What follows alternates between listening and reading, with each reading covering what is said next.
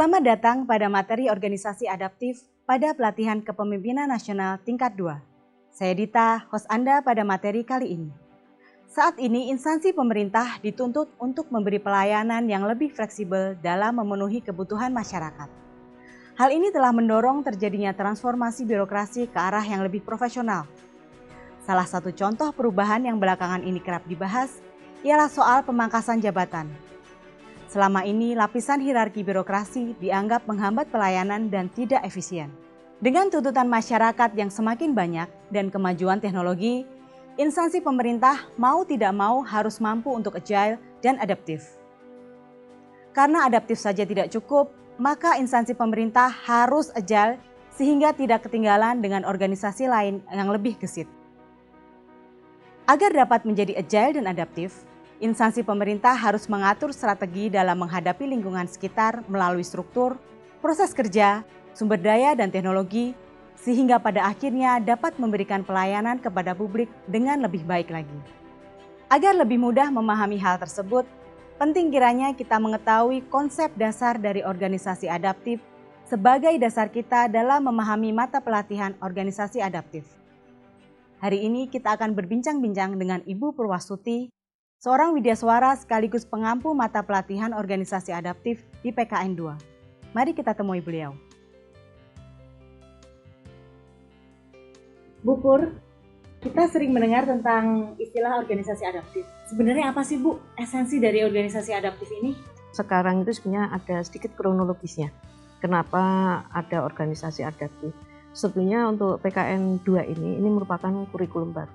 Kalau dulu diklat itu adalah hanya sekedar sertifikat, tapi bagaimana sekarang itu membuat mindset para peserta itu untuk bisa menerapkan di organisasinya masing-masing. Jadi ini merupakan suatu tren yang baru, tapi ini sangat bermanfaat dan itu memang dilakukan atau harus dilakukan oleh semua instansi pemerintah. Karena kenapa? Kita melihat kinerja instansi pemerintah itu sepertinya masih agak kurang. Nah inilah suatu perubahan inovasi bahwa organisasi adaptif itu memang harus diterapkan. Sebetulnya semua organisasi sudah adaptif, tapi sepertinya belum agile. Agile itu artinya kita lebih gesit, lincah. Nah itulah yang sebenarnya dibutuhkan. Semua organisasi saya pikir sudah adaptif, tapi agility-nya itu belum ada. Nah itu yang kepentingannya ya salah satunya meningkatkan kinerja organisasi. Jadi organisasi adaptif intinya ya bagaimana organisasi itu bisa menyesuaikan dengan kondisi saat ini.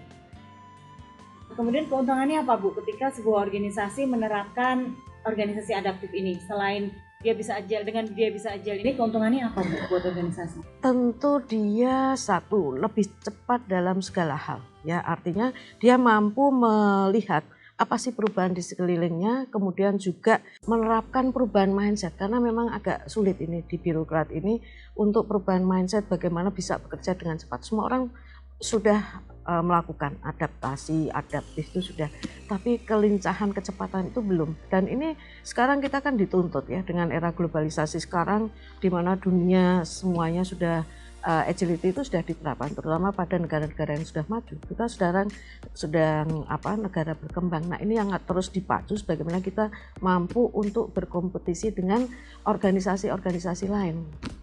Kalau soal contohnya Bu, atau model seperti apa sih yang bisa kita lihat model organisasi adaptif yang sudah diaplikasikan?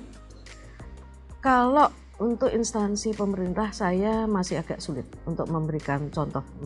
Tetapi kalau untuk private company itu lebih nyata. Karena kenapa? Private company itu mau tidak mau dia harus agile.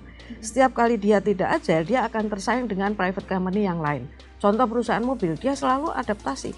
Seperti Toyota, dia selalu setiap tahun akan berganti model.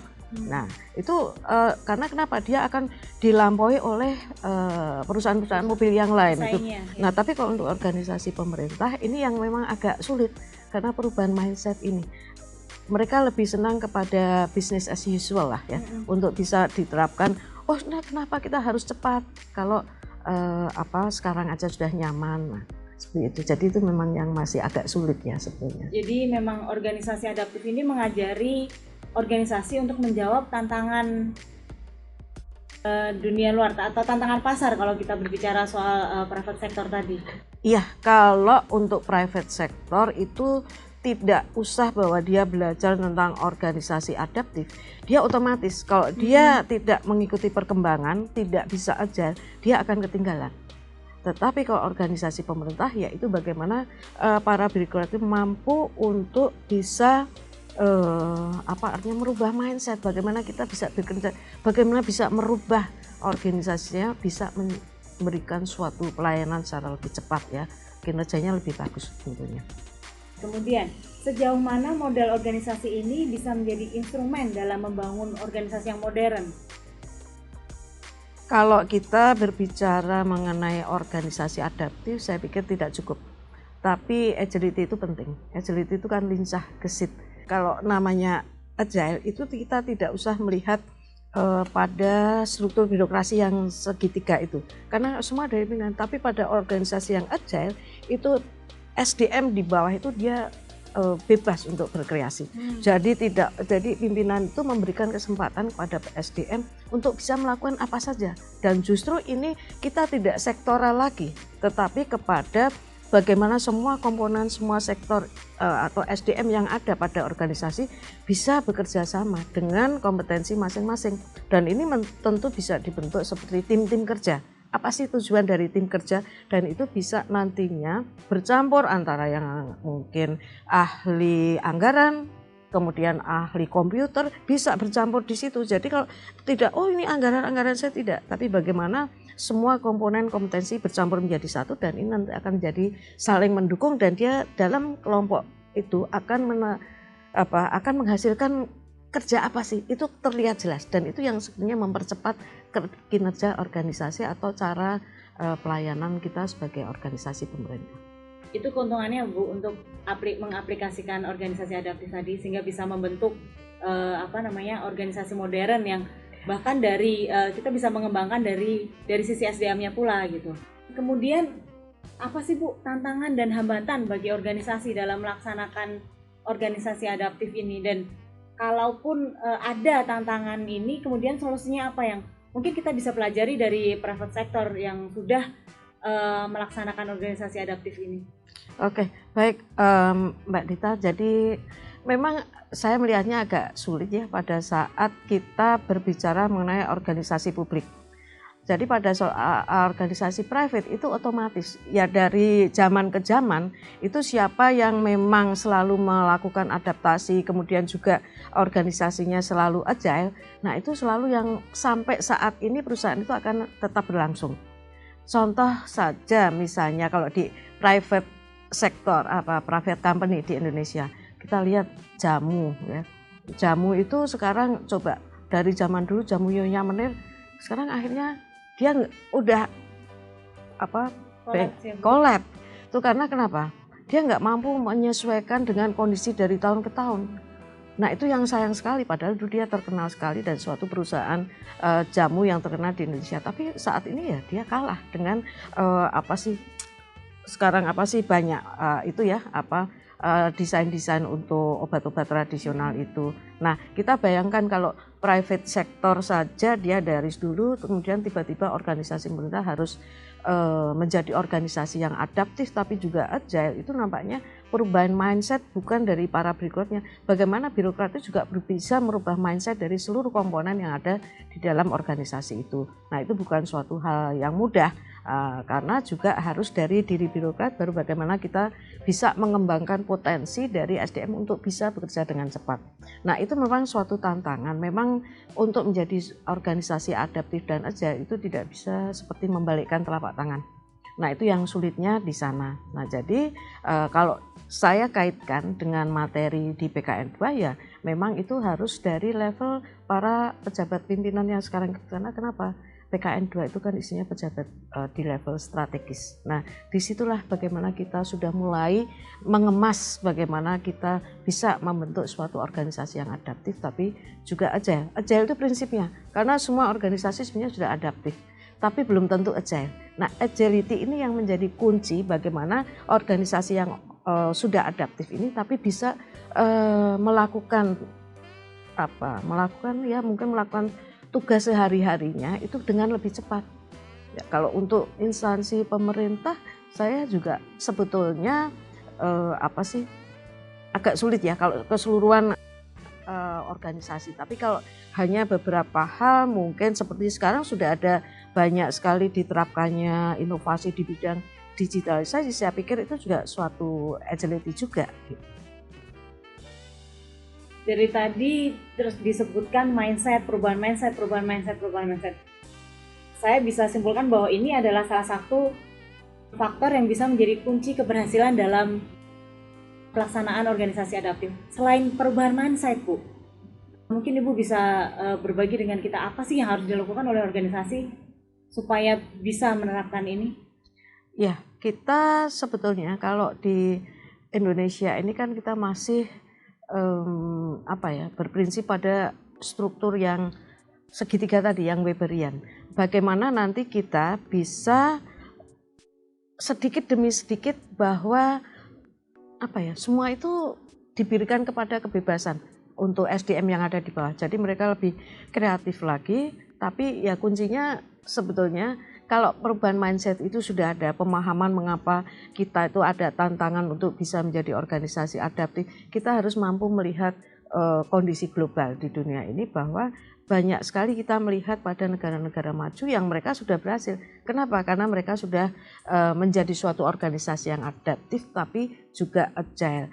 Memang ada beberapa yang sudah sedikit ya yang terlihat di dunia pariwisata. Itu sebenarnya sudah melakukan agility juga ya. Dan kita kalau lihat karena iklan-iklan di pariwisata kalau dulu itu tidak ada. Tapi sekarang dengan ada BBC maupun CNN itu sudah sempat terkait dengan kondisi Indonesia. Nah, itu dunia pariwisata. Kemudian juga sedikit mengenai bisnis juga sudah ada beberapa. Kalau kita melihat ada mall-mall inovasi itu termasuk agility karena kita sudah memangkas struktur yang tadinya dinas-dinas, bagaimana itu sudah menjadi mall inovasi. Tidak semua harus berbelit dari dinas A ke B, tapi bagaimana masing-masing perwakilan dari dinas itu ya sudah dia tanggung jawab untuk di mall inovasi dan bisa melakukan pelayanan publik. Itu tadi kita sudah berdiskusi tentang konsep organisasi adaptif ya, Bu. Sekarang untuk peserta PKN 2 ini, Bu, apa sih manfaat yang bisa segera didapatkan oleh para peserta ini dari materi organisasi adaptif ini, Bu? Sebenarnya kalau untuk PKN tingkat 2 ini adalah justru ini merupakan isu yang baru sehingga justru para peserta ini langsung menerapkan bagaimana memahami dan mempraktekkan organisasi yang adaptif tapi juga agile. Jadi para peserta itu tidak hanya memikirkan dan ini memang suatu proses karena PKN 2 itu kan nantinya akan setiap peserta dituntut untuk mampu untuk melakukan suatu terobosan yang nantinya itu menjadi proyek perubahan dan itu adalah untuk meningkatkan kinerja masing-masing unit kerjanya. Nah karena itu inilah saat awal bagaimana peserta itu bisa menerapkan dan kalau kita mungkin bisa melihat film yang ada bagaimana peserta itu nanti diminta untuk membuat tim-tim atau pokja-pokja.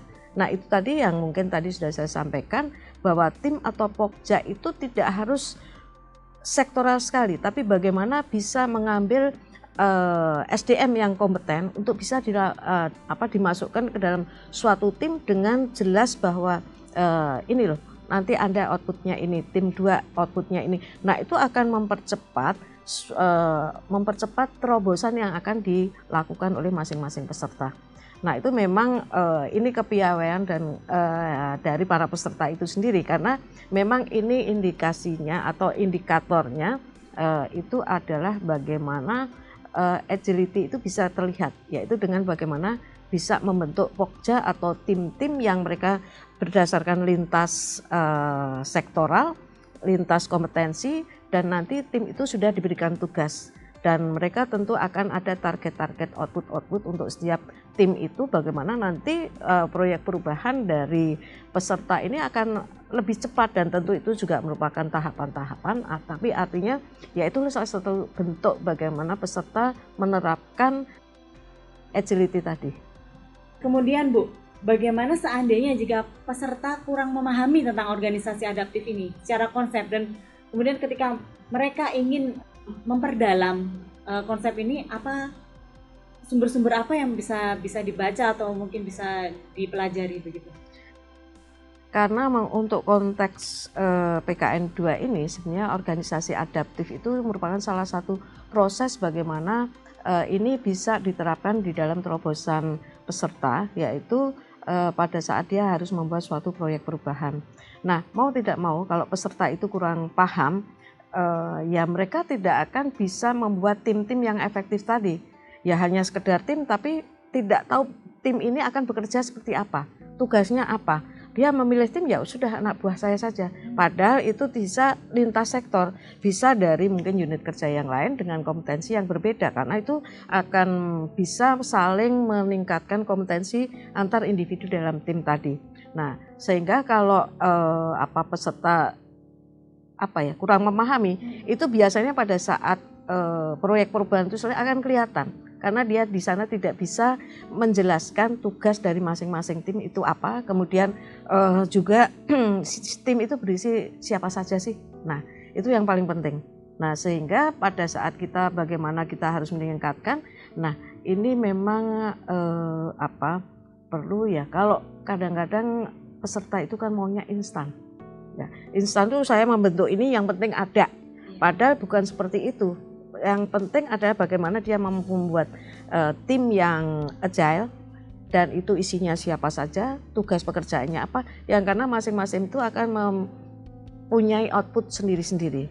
Nah, salah satunya ya mungkin saya tidak, mungkin literatur iya, tapi jarang ya biasanya orang tuh rajin membaca literatur. Nah, tapi kalau saya lebih kepada bagaimana membrowsing, kita melihat pada perusahaan-perusahaan swasta yang berhasil, baik itu di dalam maupun luar negeri, bagaimana dia sampai ratusan tahun itu bisa eksis sampai sekarang. Nah, itu tentu satu adalah bagaimana penguatan SDM-nya selalu berpikir global, komprehensif, sehingga itu bisa menjadi, oh ya kenapa selalu introspeksi, kenapa usaha ini kenapa di sana sudah lebih maju. Ya kita contoh saja sebenarnya itu kalau sekarang itu ada yang sekarang Tokopedia dan Lazada itu ya itu kan kalau kita dibilang judulnya itu, kalau ada Tokopedia Lazada itu itu kan perusahaan yang sekarang, tapi ya semacam itulah. Tapi artinya itu saya terus terang saya tidak yakin mereka itu mampu bertahan sampai berapa tahun gitu ya. Nah jadinya, tapi kita lebih kecenderung kepada perusahaan-perusahaan, contoh perusahaan Jepang. Nah perusahaan Jepang sama perusahaan Korea itu sekarang kan tidak ini. Karena kenapa? Jepang itu sekarang sudah tidak melihat dunia sekelilingnya, ini akan tersaingi dengan produk-produk dari Korea. Contoh sekarang Hyundai itu menjadi produk mobil yang digemari oleh masyarakat ASEAN ya. Tapi sekarang jadi kenapa? Jepang itu lebih sekarang agak sedikit santai lah. Justru sekarang mesin-mesin itu kan diproduk di Cina, bukan Jepang sendiri ya. Tapi sekarang Korea itu lebih meningkat. Nah kita harusnya sebagai pimpinan unit kerja ya sedikit melihat keluar lah. Tapi kalau untuk instansi pemerintah tentu saja belum jelas sebenarnya kementerian mana sih. Karena kenapa? Justru melalui para peserta PKN ini bagaimana dia mulai memahami tentang organisasi yang adaptif tapi juga agile, dan itu bagaimana diterapkan di unit kerjanya sehingga ini bisa ditularkan oleh organisasi secara keseluruhan kalau saya. Tapi kalau untuk literatur saya pikir ya ada sih beberapa buku, tapi biasanya kan orang itu suka males ya. Tapi kalau contoh bisa itu ya, Renald Ghazali itu menulis beberapa buku, itu ada contoh-contoh tentang organisasi yang adaptif tapi juga agile. Itu bagus juga ya, bahasanya sederhana dan dia mencontohkan salah satu BUMN dan seterusnya. Itu ada mulai dari agile, bagaimana orang harus berubah dan seterusnya. Mungkin itu. Jadi buku-buku dari Renald Ghazali kita bisa. Tapi kalau mau lebih keren ya biasanya ada yang close web, kemudian ada yang buku-buku literatur bahasa asing lah, itu jelas definisi organisasi adaptif itu apa. Tapi kalau Renald Ghazali itu lebih bagaimana experience dari organisasi biasanya BUMN yang sudah berhasil melakukan agility tadi. Baik Bu Pur, terima kasih. Tapi sebelum kita menutup diskusi ini, Ibu, materi ini akan kita masukkan ke dalam ASN Unggul. Kemudian apa kesan Ibu terhadap ASN Unggul? Kalau Ibu sudah pasti Ibu sudah mencoba mengakses. Apa kesan Ibu terhadap ASN unggul.lan.go.id ini? Dan kemudian satu lagi Bu, pesan-pesan Ibu terhadap untuk peserta PKN 2 ini. ASN Unggul saya pikir luar biasa sekali ya. Karena itu justru sebetulnya ini merupakan agility loh dari lembaga administrasi negara ya. Karena sekarang begitu peserta masuk ke di sini pelatihan, kadang belum tahu. Saya yakin nih peserta banyak yang belum tahu cara membuka dan bagaimana mengaksesnya. Kalau menurut saya ini luar biasa sekali karena nanti Bapak Ibu peserta ini juga bisa mendownload, membuka apa saja sih yang di dalam ASN Unggul. Nah ini merupakan salah satu, kalau saya LAN sudah melakukan one step ahead, selangkah lebih maju di bidang bagaimana untuk bisa memfasilitasi peserta. Dan kedua adalah kita juga di era digitalisasi loh. Nah jadi semua para birokrat yang sekarang sedang ikut pelatihan juga mau tidak mau harus merubah mindset bahwa kita itu sekarang sudah tidak menggunakan kertas yang fotokopi dan seterusnya, itu kan paperless ya. Nah itu bagus sekali karena ya siapa yang cepat bisa membuka ASN Unggul, materi apa saja di sana sudah ada sesuai dengan kurikulum yang ada di PKN 2. Tapi artinya ini juga membuka wawasan bagi peserta bagaimana di era digitalisasi itu kita tidak perlu lagi untuk mengcopy bahan-bahan, itu sepertinya sangat tidak efisien dan juga tidak efektif mungkin karena lebih suka mengcopy, menumpuk tapi tidak dibaca. Kalau ini mau tidak mau, kalau saya ingin ya harus membaca secara lengkap. Kalau memang ini ya silahkan saja untuk di-download gitu. Jadi ini merupakan terobosan juga bagi LAN untuk bisa membuat suatu ASN Unggul yang isinya semua materi, baik itu ada di PKN 1, PKN 2 dan sekarang pelatihan administrator maupun pengawas semua, bahkan CPNS ya sekarang sudah ada di semua. Tinggal sekarang posisi peserta itu sedang mengikuti pelatihan apa. Itu suatu hal yang luar biasa. Dan jangan lupa ini para peserta juga satu, di samping bisa melihat semua materi yang ada di ASN, juga bagaimana mengembangkan diri, tidak hanya pelatihan ini saja tapi bisa membuka referensi-referensi lain. Sekali lagi terima kasih Bu Pur atas waktunya untuk diskusi kali ini. Bapak Ibu peserta PKN 2, demikianlah penjelasan umum tentang organisasi adaptif. Sampai ketemu pada pelatihan selanjutnya dan sukses selalu.